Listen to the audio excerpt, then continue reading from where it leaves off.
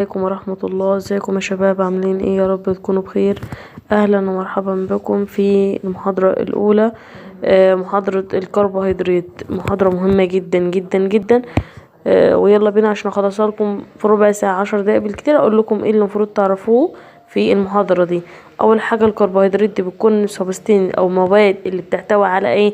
هي كربوهيدرات فيها ذرات كربون، ذرات هيدروجين، ذرات اكسجين. الفورميولا بتاعتها يا باشا تعرف ان هي CnH2nOn. بمعنى ايه ان يعني لو C 3 فهتبقى ال H 2 في 3 يعني 6، هتبقى ال O 3 زيها زي السي بس CnH2nOn. زي الفل كده. عرفنا الفورميولا، عرفنا ايه الاتومز اللي موجوده فيها. طيب الهيدروجين والاكسجين بيكونوا موجودين بنسبه كام؟ 1:2. ليه يا دكتور؟ تعالى اقول لك يا باشا. عايزه بس صفحه فاضيه، مفيش صفحات فاضيه. تمام، احنا اتفقنا ان هي CnH2nOn.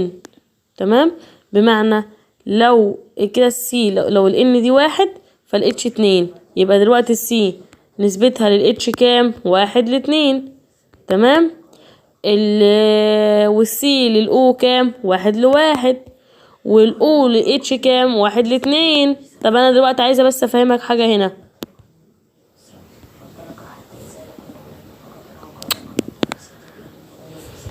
نرجع تاني، عايزه افهمك حاجه هنا. ماشي. عندك بقى دلوقتي لو جاب لك الاول الO وبعدين الH، فالO نسبتها الO هي الكبيره ولا الH هي الكبيره؟ H 2N والO N واحده، يبقى ده 1:2. لو عكس وقال لك الH للO يبقى كده 2:1، عشان ما يضحكش بس عليك في الامتحان ويا دكتور ما انت قلت لا. اهو بوضحها لك اهو. طيب كده عرفنا النسبه. عندك ايه تاني اللي عايزاك تعرفه لي هنا؟ تعرف ان احنا السبستين او المواد دي which aren't carbohydrate but have formula CnH2nOn. طيب زي الايه؟ الاسيتيك اسيد وهكذا. عندك بعض الكربوهيدرات which don't have this general formula، في بعض الكربوهيدرات ملهاش نفس الفورميولا دي. يبقى احنا دلوقتي في مواد مش بتكون كربوهيدرات ولها نفس الفورميولا، والعكس. يعني ايه ليها نفس الصيغه دي؟ الفورميولا يعني صيغه. وفي بعض المواد اللي بتكون كربوهيدرات بس ملهاش نفس الصيغه دي. فاهمين؟ يعني مواد هي مش كربوهيدرات بس ليها نفس الصيغه، ومواد هي كربوهيدرات بس ملهاش نفس الصيغه. اللي هي ايه بقى المواد اللي هي كربوهيدرات بس ملهاش نفس الصيغه؟ اللي هو الامينو شوجرز والديكس شوجرز. نعرف الثلاثه دول عامه زي الفل. بعد كده اللي عايزاك تعرفه لي تاني هنا الكربوهيدرات. الكربوهيدرات بتكون الدهيدات، الدهيد CHO، وكيتون. تمام، دي اول ايه؟ دي كده رقم كام بوينت تعرفها لي؟ دي المعلومه رقم كذا. عد بقى معايا. ناجي بقى عايزاك تعرف لي تقسيمه الكربوهيدرات. عندنا السكريات وحديه، المونوساكريد اللي هي السيمبل شوجر، والاوليجو والبولي. لازم تعرف لي ان المونو هي 1 شوجر واحده، الاوليجو من 2 ل10، والبولي اكبر من 10. زي الفل. تاجي بقى تعرف لي ايه تاني؟ قال لك الكربوهيدرات. نرجع تاني، عذرا على الاصوات اللي جنب دي، معلش. المونوساكريد قال لك دي بتكون كلاسيفايد طبقا لمين؟ طبقا لنمبر اوف الكربون اتومز، طبقا لذرات الكربون. بنقسمها على 5 امبورتنت جروب، خمس جروبات مهمين. ايه بقى؟ كل جروب بيكون سب ديفايد او بنقسمه طبقا لنوع والفانكشنال كيميكال جروب. هو الدهيد ولا هو كيتون؟ تمام، فالدوزس وايه وكيتوزيس. دي اول حاجه كده. الالدوزس تحتوي على مجموعه الدهيد، والكيتوزيس تحتوي على مجموعه كيتون. طيب التتروز اول حاجه. التريوزس الاول بقى قبل التتروزس. تراي يعني 3، تراي يعني 3، يعني 4. ماشي، ركز معايا. بنتو يعني 5. ده اول حاجه كده عايزك تعرفها. بالنسبه للاشكال دي ولا تشغل بالك، ده حاجات كده اصلا الدكتور نفسه مش هيشرحها لك اصلا. طيب مهم بس تعرف لي مثال على التريوزس. ادي مثال وادي مثال. مهم تعرف لي مثال على التتروزس، الالدو تتروزس. وهم اصلا هتلاقيهم فيهم تتروزس، وهنا هتلاقي فيهم تريوزس. ماشي، وهنا هتلاقي فيها برضو كيتو بنتوزس وهكذا. طيب انا عندي الهكسوزس طبعا 6، برضو مهم جدا تعرفها لي.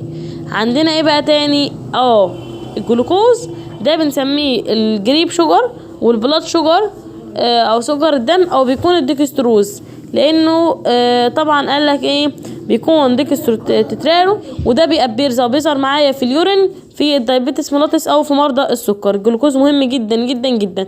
تاني حاجه المانوز، تالت حاجه الجلاكتوز. شباب الثلاثه دول ان شاء الله ان شاء الله جاي لكم منهم واحد في الامتحان. مين اللي بيكون بلاد شوجر او سكر دم؟ مين اللي بيكون الجريب شوجر؟ الجلوكوز او بنسميه ديكستروز. المانوز ده يا شباب بيكون صب يونت، بيكون ساليسيليك اسيد، وبيكون اوبتيند باي مين؟ عن طريق تحليل للبلانت مانوز. من اسمها انا عملت هيدرولايسيس وتحليل للبلانت مانوز، ظهر عندي المانوز. وده reducing and gives needle like ايه الكريستالز. طيب الجلاكتوز ده بيكون سب يونت من مين؟ من الميلك شوجر او سكر اللبن، وده بيكون عندنا منه لاكتوز، وده مخلق من الجلوكوز اصلا، مخلق من الجلوكوز. فهنزل من مين؟ من الجلوكوز في الجسم. المعلومات اللي عماله اقولها لك في الثلاثه دول في غايه في الاهميه.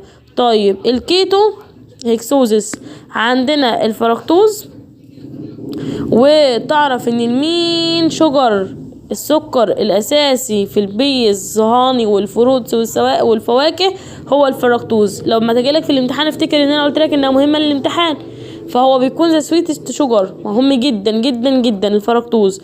وده ريديوسنج جيفز نيدل. تمام عدي ده. كولد بنسميه احيانا السيمن شوجر. خلاص.